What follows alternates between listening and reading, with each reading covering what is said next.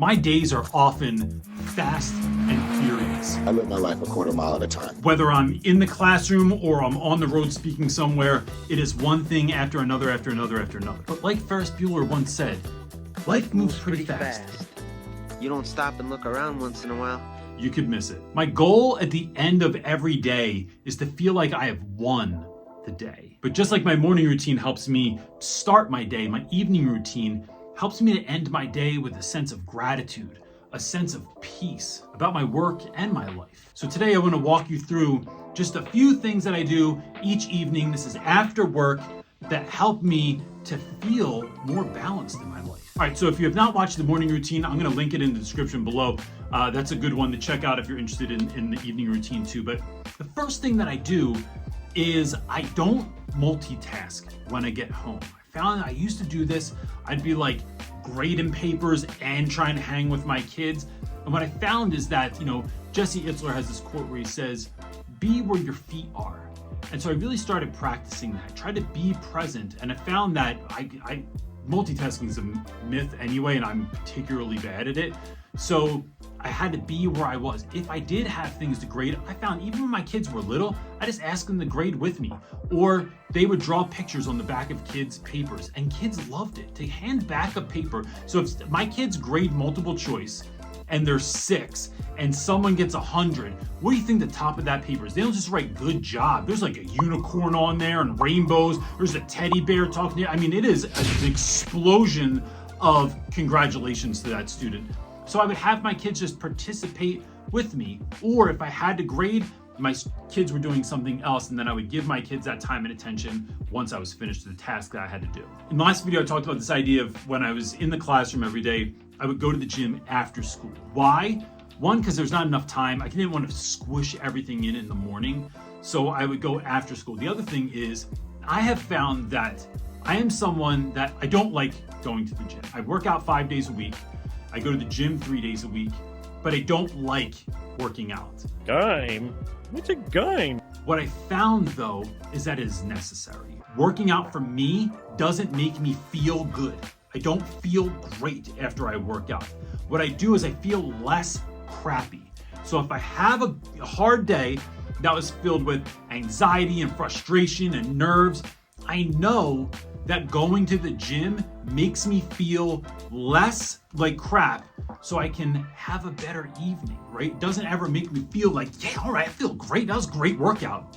No, I worked out. Now it brought those other levels down, helps me level out, helps me show up back at home in a way that I want to show up for my family. Number 3 is my family eats dinner together every single night. Now, we are not sitting around the table like Ward Cleaver and the gang. Wait, who? My son, who's now 16, eats so incredibly fast that by the time we are all like just getting started, he's done already. So a few years ago, we started watching a movie or a TV show that we were all watching together. So that might look like we're watching Loki, we watch Survivor, we watch all kinds of movies together. And mostly this was just so I could get my son to stay for 30 minutes so we could all do this thing together. So that is incredibly important, and it's been a good way for me to kind of like bring the family together. And we don't just watch movies, we pause constantly and have conversations and bring things up. And it's a really great time for us to kind of like just be together as a unit. Number 4 is at 8 o'clock is my hard out. I typically go to bed around 9:30, 10 o'clock. So 8 p.m. is my hard out for any kind of other work that I have to do. So if I'm bringing home schoolwork, if I'm working in the office, if I'm working on YouTube stuff, 8 p.m. is my hard out for that. And then that typically looks like me just hanging out with my wife afterwards. I need to have that sort of direct connection to my wife. We have an incredible relationship, and I think that part of that is because we spend so much time together willingly, and it's on the calendar. Now, we typically watch something on TV, a movie or TV show, or we just talk, but when consuming stuff, I love action, adventure, madness. It's awesome. That's not what I'm always trying to watch at night. I don't watch anything that mimics what school is like or where school is like because of my own mental health. So a lot of folks ask me, why don't you watch Abbott Elementary? The simple reason I don't watch it is probably what I would imagine is the same reason that people that are in the paper selling industry or not watching The Office. It hits too close to home. I want to watch the Kardashians. I don't watch anything like The Shy or anything that's street violence. I want to watch stuff that makes me happy. I want to watch stuff that makes me smile. I want to watch stuff that's preposterous. So even if it's a movie like Bullet Train or John Wick, those are not that's not something I see every day. It's kind of fantastic. And so I love watching stuff like that with my wife at night, or like I said, we just hang out and talk. And the last thing I do in my waking hours before going to bed is I have an app called Habit Share, and I talked a little bit about this in the morning routine. I keep a list in there of all the things that I need to do in a given day to make sure that I've seen that if I'm doing all of these things, that I have a better time in my life.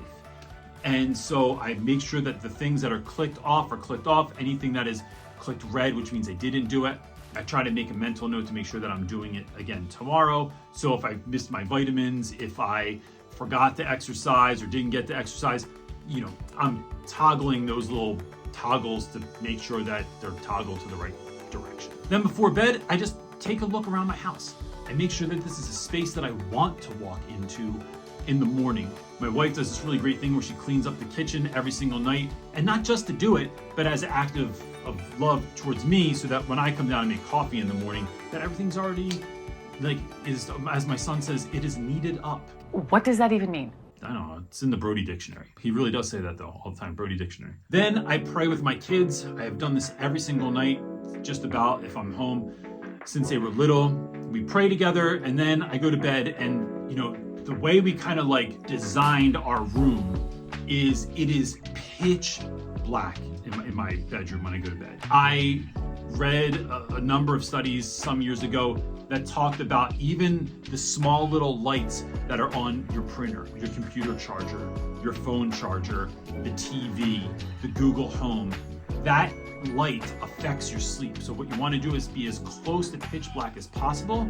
We even have room darkening curtains in our room. I sleep with earplugs in because, we live in the city, man. There's always kind of nonsense. I use a really nice silicone earplug that I'll leave a description. I'll leave it in the description below if you want to check it out. But they're nice because they don't hurt your ears or fall out all night. They're awesome. I don't really know what to say, but I just really like them. Then I have a moment of gratitude. I pray, and then I go to sleep. I need at least, like I said in the morning routine video, at least 7 to 7.5 hours of sleep a night to be great. I can get away with less than that, but I have found that staying up later or not going to bed on time steals from tomorrow. So if I'm adding on today, it's subtracting from tomorrow. And I find that if I'm far more disciplined, that if I go to bed on time, that I can get up earlier in the morning, that I can do the things that are going to fill me up. It is this rinse and repeat cycle that makes me feel great.